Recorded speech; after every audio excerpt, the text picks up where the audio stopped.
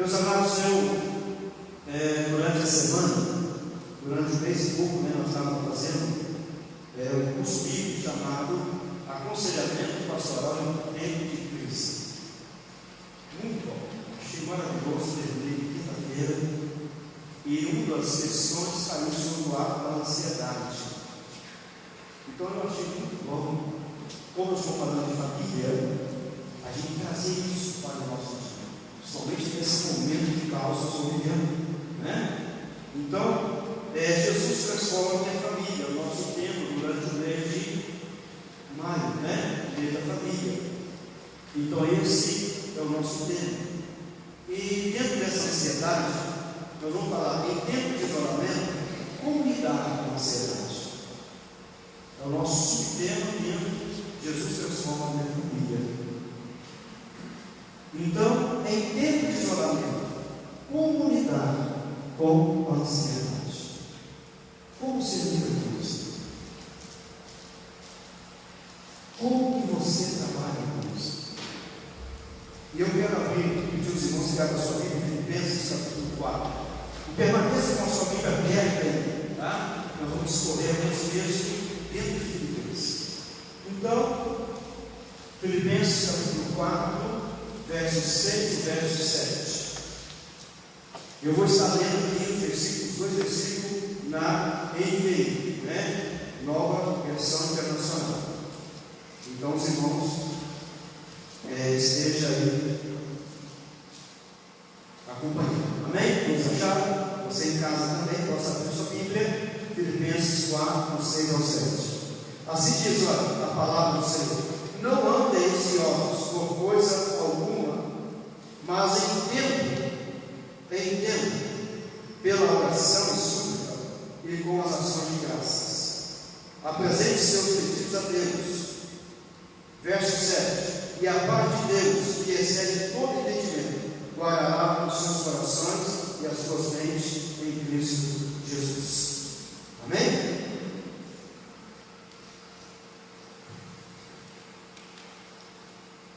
Queridos, preste atenção. O autor dessa carta foi Paulo. Paulo, então, é o escritor desta carta. E Paulo, ele estava preso em Roma. Essa foi a primeira prisão que Paulo sofreu enquanto ele escrevia então essa carta. Estava lá preso. E sabemos que a igreja de Filipe é uma das igrejas que ajudaram muito Paulo, abençoaram muito a sua vida. Então este homem, esse apóstolo, homem de Deus, então ele escreve esta carta. E aqui então nesse texto, Paulo então ele fala a respeito da ansiedade. E sabemos que essa ação da ansiedade, essa doença que assola a humanidade, de acordo com os psicólogos, tem sido considerada a doença mais perigosa do século. Se você for olhar e fazer uma pesquisa na OMS, que é a Organização Mundial de Saúde, você vai ver que lá eles vão falar que tem mais de 50% das pessoas que passaram pelos hospitais são vítimas da ansiedade. Então, se você tiver 100 pessoas no hospital, 50 delas passaram por ser vítimas da ansiedade.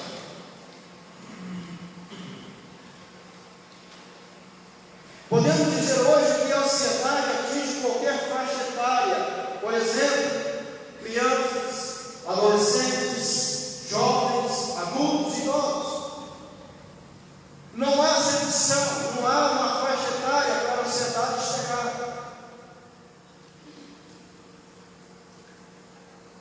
Hoje, por exemplo, como eu tenho aqui, numa das escolas dominicais, a gente falando, e nós tocamos o assunto de presentear, na escola dominical, o estudo bíblico, aliás. E, por exemplo, eu nunca tive o prazer de ganhar um presente do meu pai.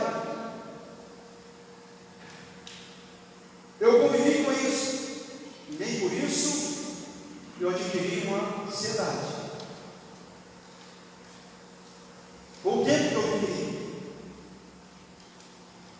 Aí, há 30 anos atrás, como criança. Então a gente vai ver isso acontecer. E hoje, por exemplo, nós estamos vivendo uma sociedade onde a criança já nasce abarrotada de presentes.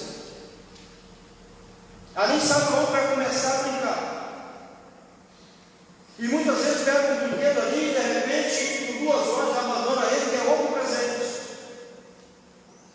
Quantas vezes, irmãos, eu ganhava talvez um carrinho de um colega, eu brincava de carrinho até sem roda, arrastando por uma cordinha. E a gente muitas vezes assim era feliz. E hoje você vai ver que a sociedade ela vai se mudando no seu contexto de vida. E hoje nós temos visto que os pais, muitas vezes, a sua criança, você vai ensinar a criança de maneira diferente. E hoje está sendo assim. E talvez a criança, quando ela é muito talvez chateada, ou ela talvez é muito cobrada, ela entra numa forma de ansiedade. E ela é cobrada por isso. E ela talvez ela passa por esse mal. E aí tem que levar para psiquiatra, levar para psicólogo para tratar desse problema. Assim também nós temos, como eu falei aqui, de crianças e adolescentes. E hoje muitas vezes o adolescente ele sofre, desde a criança até a sua faixa etária de adulto, você vai ver que ele sofre muito a situação que nós estamos envolvendo família, a separação dos pais. A criança sofre muito. A criança foi um trauma muito ali naquele momento de uma vida traumática. E aí nós vamos ver que isso tem que ser trabalhado.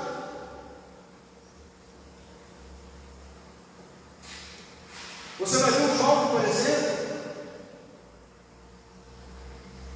que está aí, por exemplo, hoje o governo sancionou uma lei aí que o primeiro emprego do jovem. Porque hoje muitas vezes o jovem forma. O jovem ele ganha lá o seu canudo. Olha, eu estou formado, e agora? Vou trabalhar onde? Quem vai me dar o primeiro emprego? E muitas vezes esse momento da sua vida, ele fica talvez pensando, talvez a sua família lutou tanto para ser ali um vencedor, para vencer aquelas batalhas, para ser ali uma pessoa formada, e agora, talvez os pais olhem e falem assim, você formou no seu trabalho, é isso que você queria, vai trabalhar ou não? Talvez o filho olhe para a família e fale assim, olha, eu preciso ajudar a minha família, eu preciso ajudar meus pais, me ajudaram tanto na minha formação, mas agora fazer o quê? Eu não consigo arrumar um emprego. Não é fácil.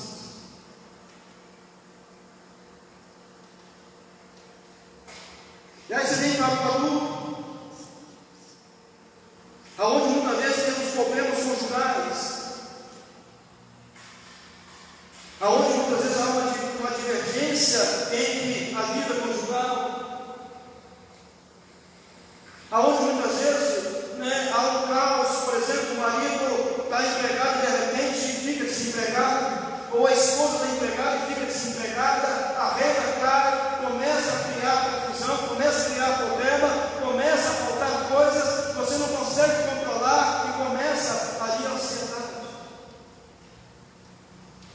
Não é fácil. Ainda mais agora, nessa época que nós estamos vivendo. Que muitos brasileiros, muitas pessoas do mundo inteiro foram extintos seus salários. Muitos talvez foram reduzidos seus salários. Muitos talvez estão lá lidando com o seu comércio e de repente fecha as portas porque não tem para onde negociar, ninguém compra. As contas começam a chegar. A pessoa está chegando em casa preocupada: o que eu vou fazer amanhã? A ansiedade bate. Não é fácil. Assim como nós vemos os idosos, como é que lidar com as pessoas idosas?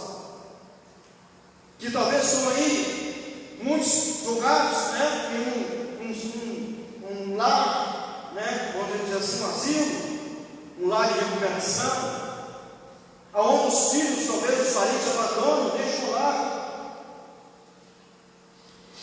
Talvez bate aquela ansiedade naquela pessoa, hoje é o meu aniversário, será que vai vir alguém para comemorar comigo? Será que alguém da minha família vai vir e cantar parabéns comigo? Talvez aquela pessoa fique um mês inteiro ansioso para chegar esse dia, e muitas vezes quando chega, é uma decepção.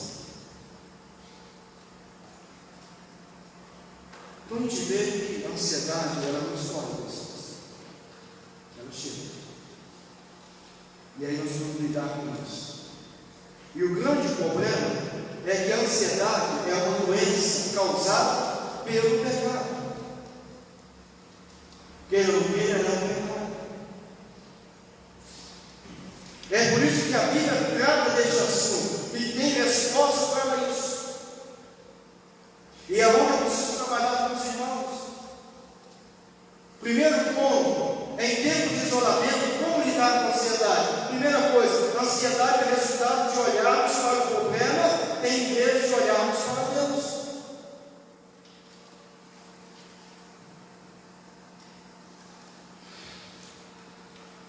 Se você abrir sua Bíblia em Filipenses, capítulo 1, verso 28, olha o que está escrito. Alguém pode ler? Olha o que Paulo escreve nessa carta. Filipenses. De forma alguma deixar-se intimidar por aqueles que se opõem a vocês. Para eles isso é sinal de destruição, mas para vocês de salvação. E isso da parte de Deus. Olha para você ver, quando Paulo escreve essa carta, escreve esse versículo principalmente, você vai ver que a igreja está em plena perseguição, está em plena guerra. A vontade das pessoas é destruir realmente o Evangelho, é não deixar ele se propagar. E você vai ver então que Paulo escreve à igreja de Filipe: olha, vocês precisam se acalmar no Senhor. Mesmo que eles tentem destruir vocês, mesmo que eles tentem acabar com vocês, mas aquele que está em Cristo Jesus tem a vida eterna, ele sabe que tem a plena salvação do Senhor. E é por essa razão que hoje nós estamos vivenciando este momento. Eu sei que os homens, as autoridades, têm tentado fazer o melhor. Talvez muitos pastores questionam: por que fechar a igreja? Por que a igreja não pode ser liberada? Há muitos questionamentos, há muitos pastores ansiosos, há muitos pastores talvez sofrendo com essa situação. Porque talvez há muitos pastores que a igreja é o único sustento que ele tem. Talvez é o único negócio que sustenta a vida dele. Talvez é o negócio dele. Realmente, como ele é o presidente da igreja, ele comanda tudo que entra vai para o bolso dele. Então, quer dizer, essa igreja desse pastor, talvez esse pastor está sofrendo, porque a igreja dele nesse momento é como uma empresa para ele.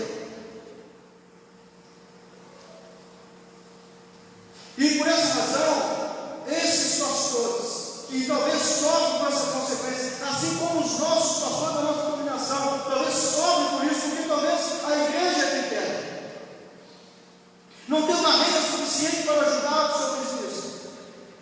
Talvez a renda cai, não tem como sustentar. Como é que faz? São problemas.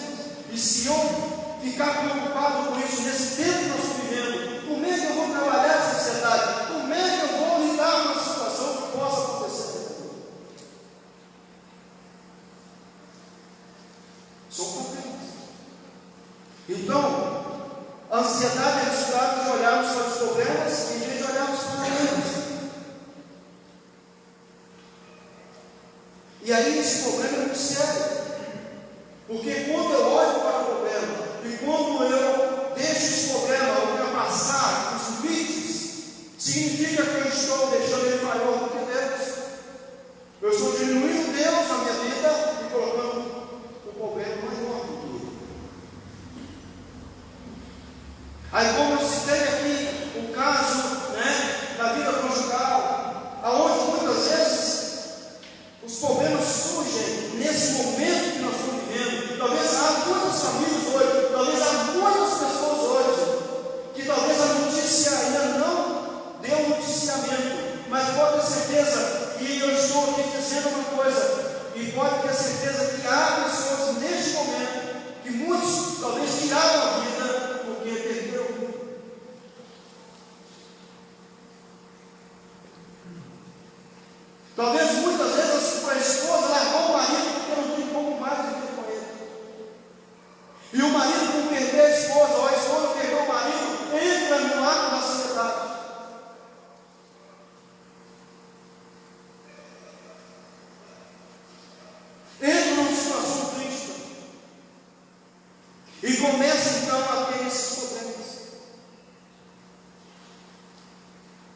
Aí eu te falo, a ansiedade não é um cuidado ou uma preocupação. Que talvez a pessoa ache que quando eu estou preocupado com uma coisa, é uma ansiedade. Não. Eu posso me preocupar com o zelo de alguma coisa, que não se constitui uma ansiedade.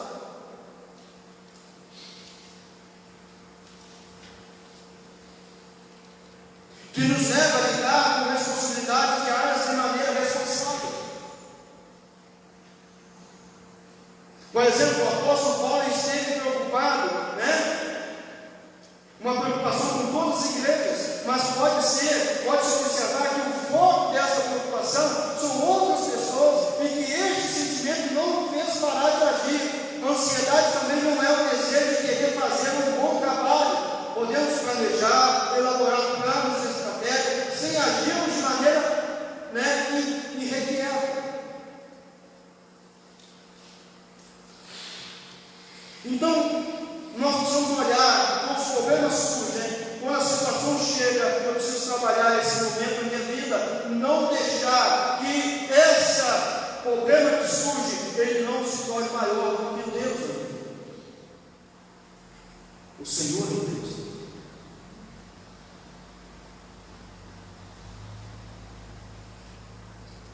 E a gente precisa controlar, gente. O grande problema do ser humano, talvez, é não se controlar.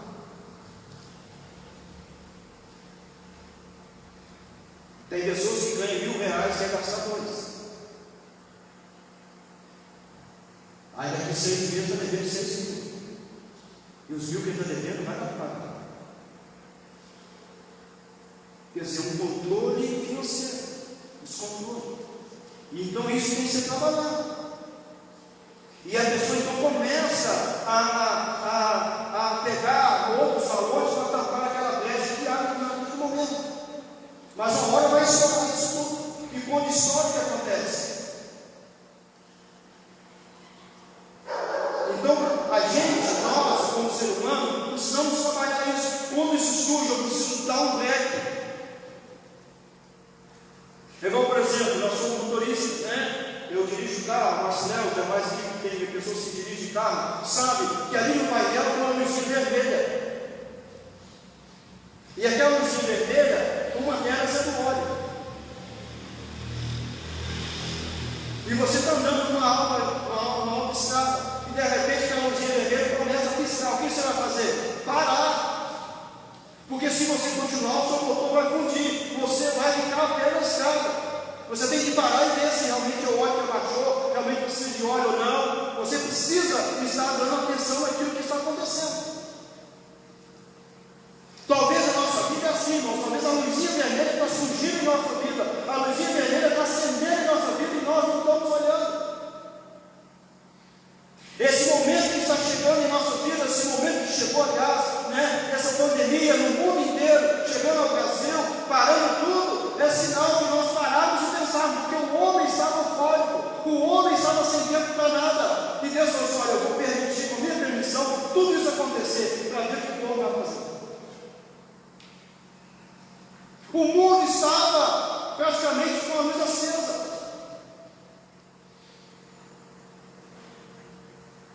E é o momento agora de refletir, é o momento de nós pararmos e pensarmos: o que eu estou fazendo agora com a minha vida? Os problemas surgiram, os problemas chegaram, o que fazer agora? Olhar para ele ou olhar para Deus? Talvez para mim falar, talvez eu estou numa vida tranquila, talvez eu estou sem problema nenhum, entre aspas, porque para mim tem problema, mas talvez as pessoas olhem assim: nossa, minha vida aqui pastor é tranquila, a vida determinada é muito tranquila, mas eu estou vivendo uma vida miserável. Mas eu também tenho problema. Só que eu preciso depositar meu problema no Senhor.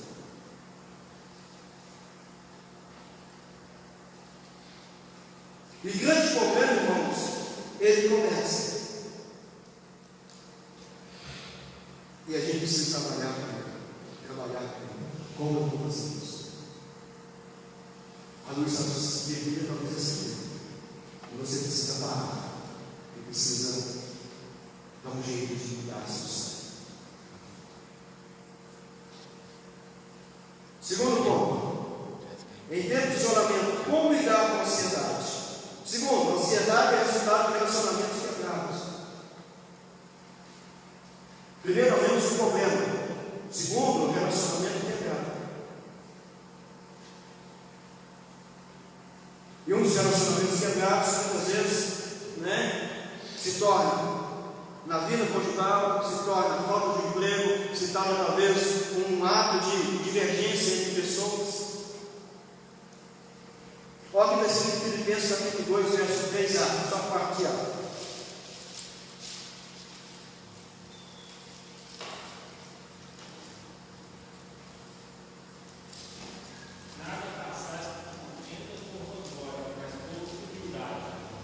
Está vendo? Nada façais por contenda ou por vanglória, mas por humildade. Queridos, infelizmente, a gente tem visto as coisas acontecerem. Nós temos visto pessoas dentro de um relacionamento, talvez de uma vida conjugal, como já citei, talvez uma vida de trabalho, talvez uma vida de intimidade, de amizade com as pessoas, talvez um relacionamento com a igreja, e muitas vezes você quebrar esse relacionamento, e as pessoas começam a sofrer as consequências. E Paulo então ele exorta, ele fala para nós, não façais nada por contenda ou por vanglória.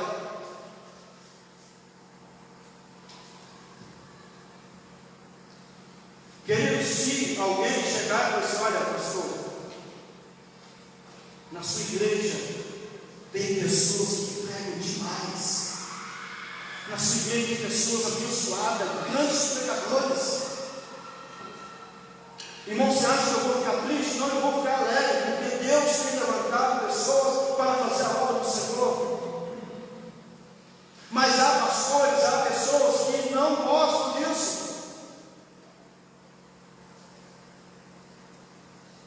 Como um dia eu citei a minha fala lá em Orizânia, quando eu estava pastoreando lá, irmãos, um dia Deus vai me tirar deste lugar. Eu sei que os irmãos também vão ficar tristes, mas você pode entender que eu não sou substituível.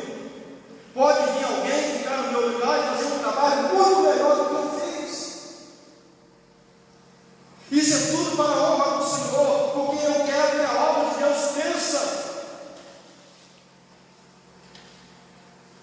Então, se tem alguém que talvez soma comigo, vai somar junto à igreja, querido, eu tenho que ficar alegre, eu tenho que ficar satisfeito, porque nesse tempo de crise que nós estamos vivendo, nós vamos somar uns com os outros e ver a obra do Senhor crescer. Se tem pessoas que tocam maravilhosamente, eu vou aprender com ele. Se tem pessoas que cantam maravilhosamente, eu vou aprender com ele. Se tem pessoas que pegam maravilhosamente, eu vou aprender com ele. Se eu estou no emprego, tem alguém lá que, como a irmã Michele lá, é professora, os demais que estão aqui, tem professor que destaca, tem professor que faz isso, o que tem que fazer? Tem que somar junto. Como é que você destaca? Como é que você cresce? Eu também quero aprender a crescer. Essa irmã estava trabalhando no serviço dela, e tem pessoas, a irmã estava me estudando, que assim, opa, eu quero aprender com ele, porque cada vez eu interagir na minha área, eu vou crescer junto. A gente tem que crescer, irmãos. E aí muitas vezes nós criamos a falha em nosso coração, em nossa mente, e criamos inimizade, e aí começa a ansiedade. Porque eu começo a ver outro destacar, e eu começo a ficar para trás, e não consigo ir adiante, e aí começa a sofrer as consequências. Não que eu tenho que ter uma desculpa, mas eu tenho que ter algo que venha crescer junto. É isso que a gente tem que fazer. Eu me preocupo muito, porque em nosso meio batista, em nosso meio, na liderança dos pastores, não são todos, estou um pouquinho generalizando muitas coisas, mas eu digo algumas pessoas, a maioria deles, muitas vezes se vangloria porque está no meio de 500 membros, 2 mil membros, 4 mil membros, se acha o rei da cocada.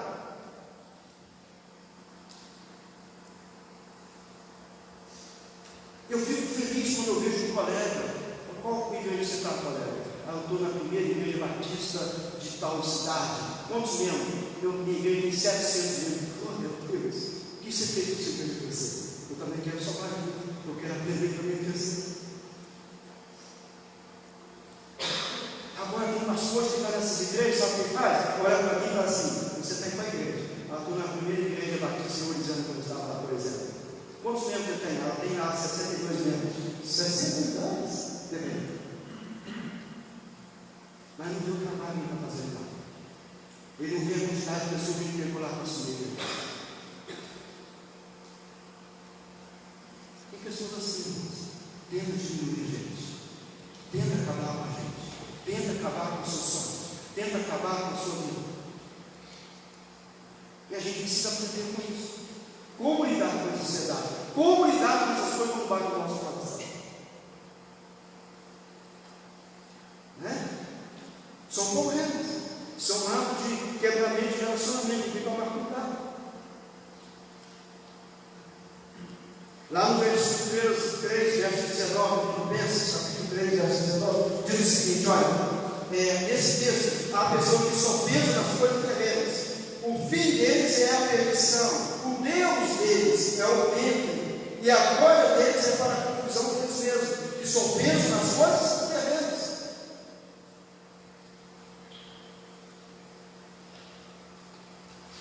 E há muitas pessoas assim, só pensando nas coisas terrenas.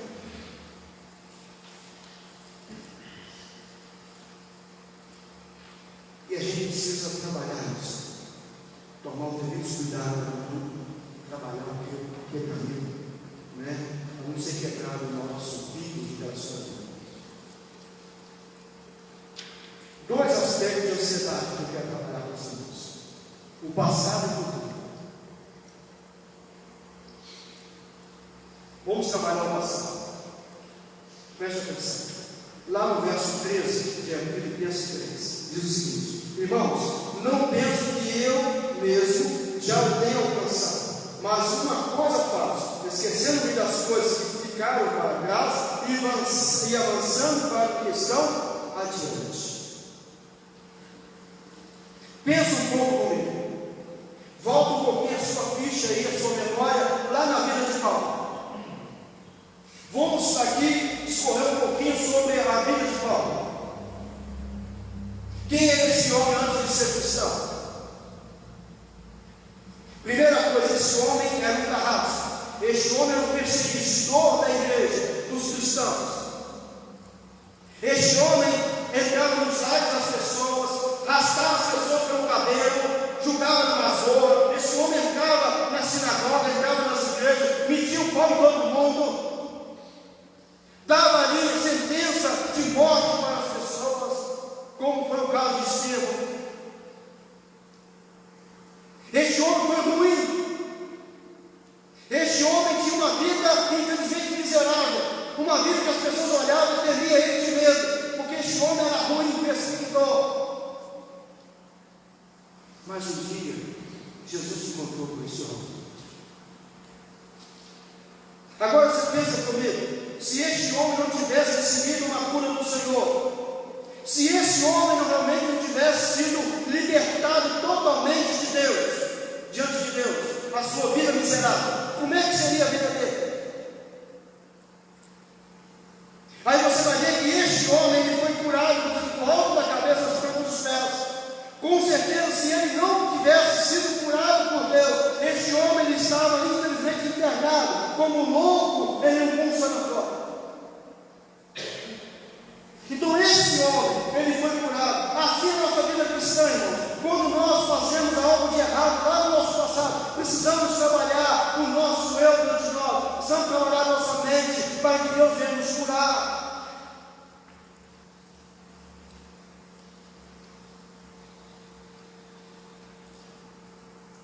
Eu já contei com os irmãos uma vez aqui no mensagem.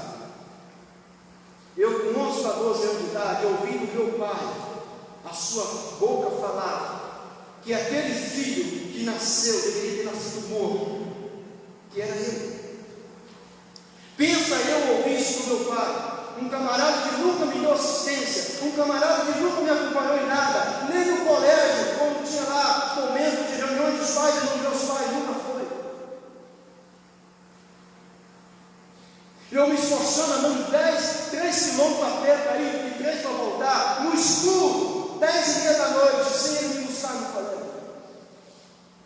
E ela chega em casa e me fala que eu seria um miserável, teria que ter morrido no mundo. E outras coisas que a gente deve comentar. Querido, você não sabe como é que o meu coração vivia. Quase 10 anos vivendo aquela amargura, aquele ódio, olhando para ele e falando assim: eu te mato. São feridas, irmãos. Mas graças a Deus, quando eu encontrei com Cristo, isso foi curado. Hoje eu posso olhar para ele, abraçar, beijar, e ser abençoado por ele, e orar por ele.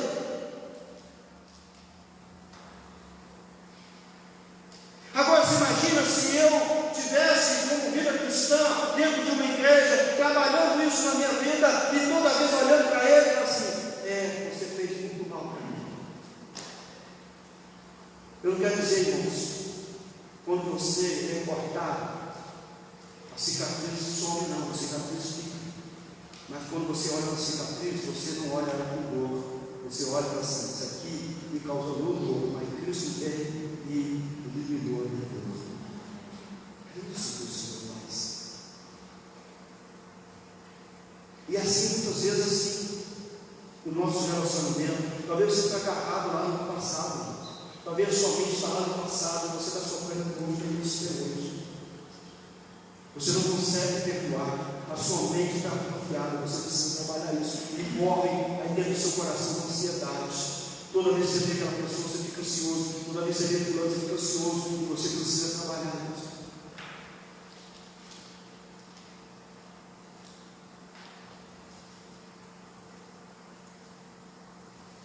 Quantas pessoas estão aprisionadas no passado? Estão algemadas e não conseguem se livrar. Por exemplo, talvez um filho que lá na sua adolescência, recebeu uma palavra de maldição da sua vida. Você é um burro, você é um ignorante, você é um zero esquerdo, você não vai ser vencedor da vida. E aquele filho cresceu pensando nisso, que era um zero esquerdo. Nunca ia conseguir nada. Talvez você recebeu uma palavra assim, como eu recebi lá na minha família. Mas glória a Deus, o Senhor nos livrou.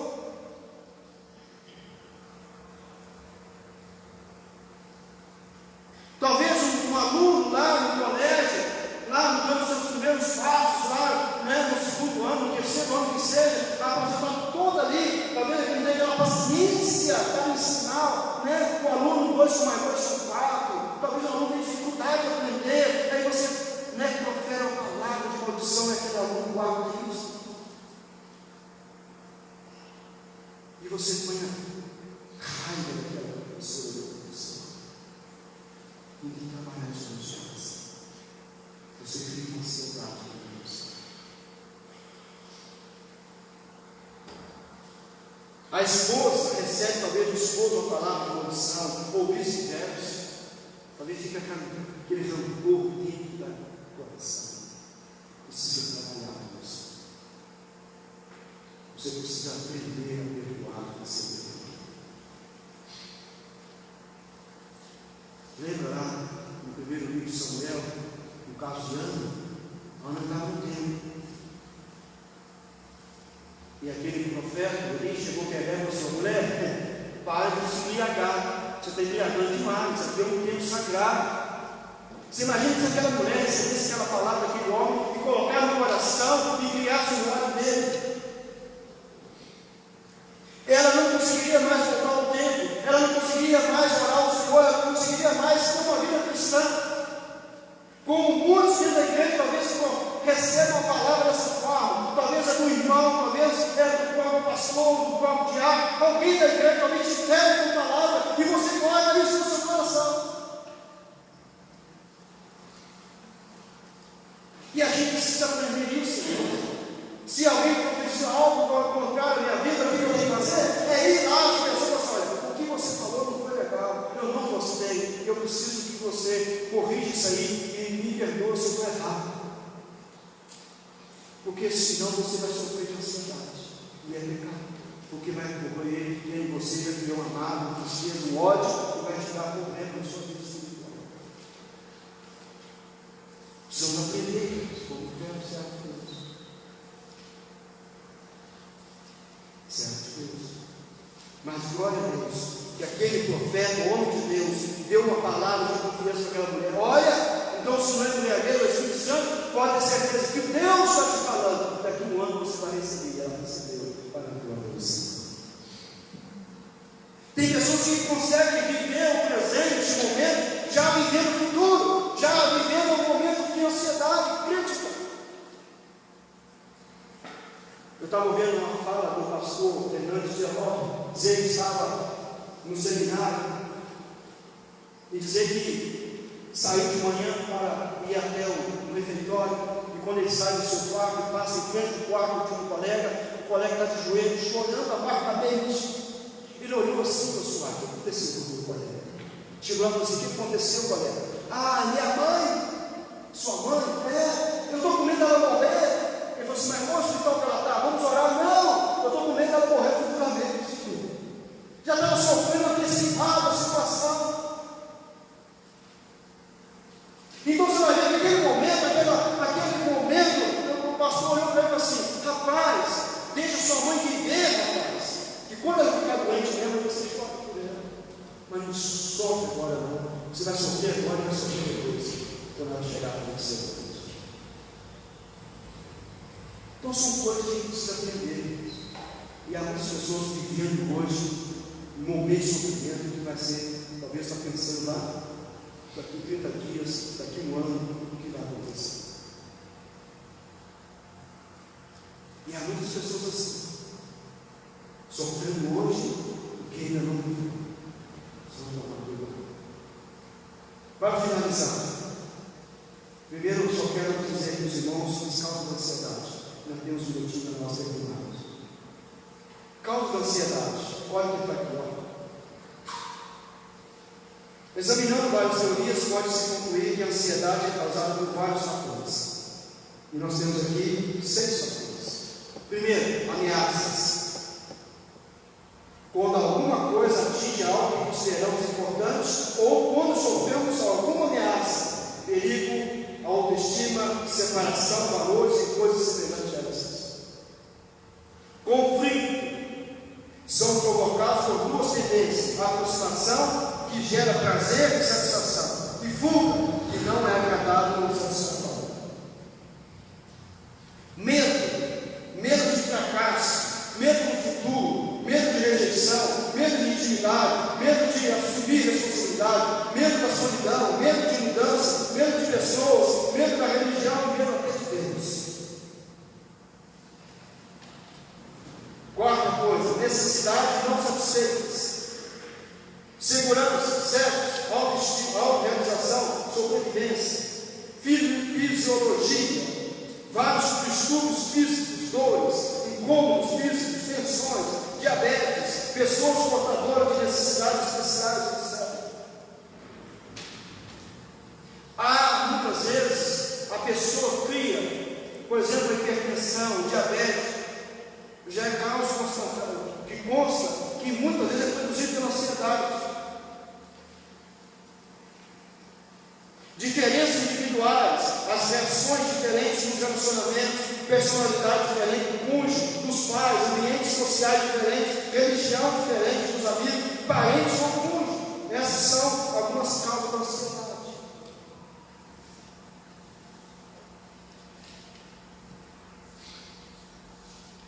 Mas voltamos aí para o texto de Filipenses 4, 6 e 7. Vamos finalizar aqui.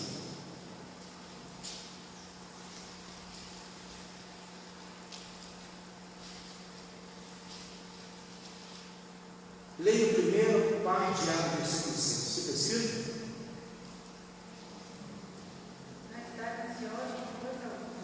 Não estejais ansiosos por coisa alguma. Ou alguma tradução fala: não estejais quietos por coisa alguma. Isso aqui, irmãos, é uma ordem que Deus dá. É uma ordem de Deus. Não estejais ansiosos por coisa boa. É uma ordem. Ah, pastor, mas talvez o senhor tenha flexibilidade para lidar com isso, talvez o senhor consegue ser tranquilo. Não pelo bem de ansiedade que eu tive, mas por se controlar. Assim como você precisa controlar a sua vida. Porque é uma ordem que Deus usa. Aí você vai lá no Mateus capítulo 6, quando o Senhor fala ali, né, que a diferença do cristão com os gentios. Os gentios ali são pessoas não cristãs, são pessoas incrédulas mesmo. Os incrédulos ficam ansiosos, o que vai comer amanhã, o que vai ganhar de dinheiro, o que vai acontecer na sua vida. E o Senhor fala: olha, primeiro você como cristão buscar o meu reino, buscar a minha justiça, e as demais coisas serão nos acrescentadas. Então nós temos que prestar muita atenção no que está falando o texto, que nós não podemos igualar a nossa vida cristã com os incrédulos, que só pensam no amanhã, só pensam no que vão receber de volta. Somos diferentes. Precisamos ser reconhecidos diante de Deus pelas nossas petições. Então você vai ver que nós temos um texto, né, aí 3 palavras que nós precisamos aprender: a oração, né, a súplica e a ação de graça. Então nesse texto vai trazer para nós, e esse momento da oração significa aí no texto original o ato de adoração. E qual é a diferença, pastor, ao ato da adoração do momento de graça? Totalmente diferente. Porque quando eu estou na oração, no sentido de adoração, é porque eu entendo que Deus é. Eu estou adorando a Deus porque Ele é o Criador, porque Ele é o existente, Ele é o amor, Ele é o sobrenatural, Ele é realmente Deus, né? É o de poder, Ele é o Deus que faz todas as coisas acontecerem. Aí nesse momento, quando eu estou aqui, por exemplo, irmãos, vamos dobrar os nossos joelhos, vamos estar aqui no momento de adoração a Deus. Você vai estar levando a Deus a sua adoração. Aí você dobra os seus joelhos assim: oh Deus, eu te adoro porque o Senhor é supremo. Oh Deus, eu te adoro porque o Senhor é o Criador dos céus e da terra. Oh Deus, eu te adoro porque o Senhor é onisciente, o Senhor é onipotente, é onipresente em nossa vida. O Senhor é o dono da vida, o Senhor é o dono da cura, o Senhor é o Salvador, o Senhor é isso, o Senhor é aquilo, e vai orando em adoração a Deus, e em nome de Jesus, amém. Aí você acaba de orar a Deus sabendo que Ele é tudo isso na sua vida, mas aí você continua com ansiedade. Então tem uma coisa errada. Ou você joga a domínio de adoração fora, ou você joga a ansiedade fora.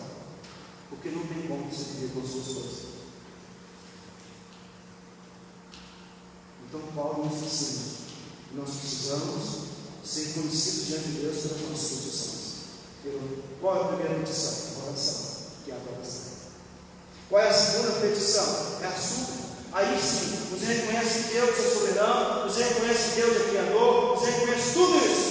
E agora você vai fazer o quê? Suplicar. Aí agora é a hora de você falar ao Senhor: Deus, está doendo, não tem jeito não, eu não estou conseguindo livrar desse problema, está doendo muito, e eu preciso ser fiel. Foi isso que eu fiz, irmãos. Quando olhava para o meu pai, eu falei: Deus, está doendo muito, porque a tua Bíblia fala que são. E eu estou olhando para ele com olhos de maldade. Está doendo, Senhor, eu preciso mudar isso na minha vida. E Deus fez isso. Deus fez isso.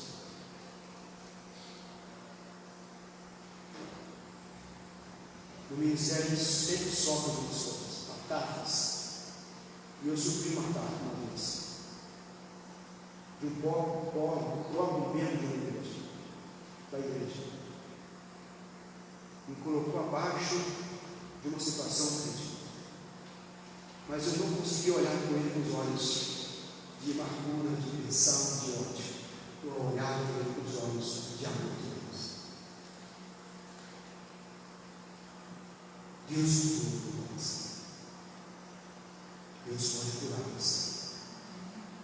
Porque quando eu suplico a Deus, eu jogo no joelho no chão, Deus está doendo comigo, eu preciso do socorro de você. Terceira coisa, açúcar, mel, momento de graça. Aí sim você vai agradecer a Deus pelas bênçãos que você recebeu do Senhor. Você vai dizer: oh Deus, sou grato pelo alimento, sou grato pelo investimento, sou grato pela família, sou grato pela igreja, sou grato porque o Senhor me deu a salvação. Deus, e você vai agradecer o Senhor. Então Paulo nos mostra que nós precisamos lidar com isso na forma real. Verso 7 diz: em paz de Deus. Não é uma paz qualquer, mas é uma paz transcendental. Você sabe quando você tem aqui aquela pessoa que me colocou lá no lamaçal, me desafiou, me machucou, me feriu, mexeu com a minha família, mexeu com o meu filho, mexeu com a minha esposa, mexeu com toda a estrutura. Mas mesmo assim eu olhava aquela pessoa, olhava com a paz de Deus dentro da minha alma, porque eu estava dentro da paz, mesmo que estava doendo, mas eu conseguia olhar para aquela pessoa com a paz. Isso, uma paz que transcende a alma de você. Não é uma paz como dessa sepultura, que ali acabou, não há mais nada. Não é isso. Como muitos dizem, sofreu tanto, bom que morreu, ficou em paz. Não é essa paz. A paz que você precisa receber é realmente uma paz que transcende o seu. Olha o verso 13, 15 de Colossenses, e diz o seguinte: que a paz de Cristo seja o juiz de seus corações, visto que vocês foram chamados a viver em paz, como membros de um só corpo, e sejam agradecidos. E aí, finalizando, guardará o seu coração. Quer dizer, guardar Deus de sentinela, de vigiar.